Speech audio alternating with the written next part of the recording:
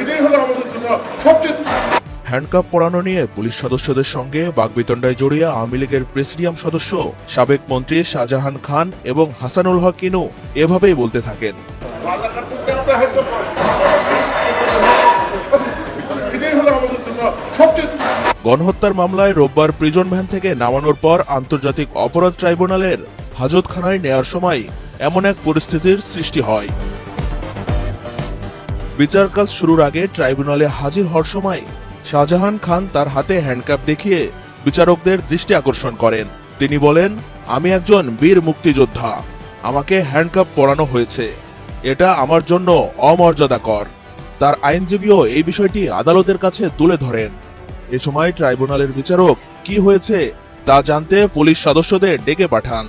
Police সদস্য নুরুন নবী ট্রাইব্যুনালকে জানান, পুলিশ সদর দপ্তরের নির্দেশনা অনুযায়ী আসামিদের এভাবে হাজির করা হয়। তখন আরেক পুলিশ সদস্য শহীদুল বলেন, প্রিজন ভ্যান থেকে নামার সময় তাদের রাজাকারের বাচ্চা বলা হয় এবং বলা হয় তাদের দেখে নেব। শহীদুল আরো বলেন, হাসানুল হক ইনু পুলিশ সদস্যদের বলেন, তোদের 14 গোষ্ঠী খেয়ে ফেলবো। তবে কাঠগড়ায় থাকা হাসানুল হক ইনু, রাশেদ খান মেনন, শাহজাহান খান, কামরুল ইসলাম বলেন, না না, তারা এসব কিছুই বলেনি, সব মিথ্যে কথা। এর জবাবে ট্রাইব্যুনাল বলেছেন, যদি কোনো আসামি উচ্ছৃঙ্খল আচরণ করে তবে আইন অনুযায়ী ব্যবস্থা নেবে পুলিশ, আর পুলিশও যাতে বাড়াবাড়ি না করে সেদিকে খেয়াল রাখতে হবে।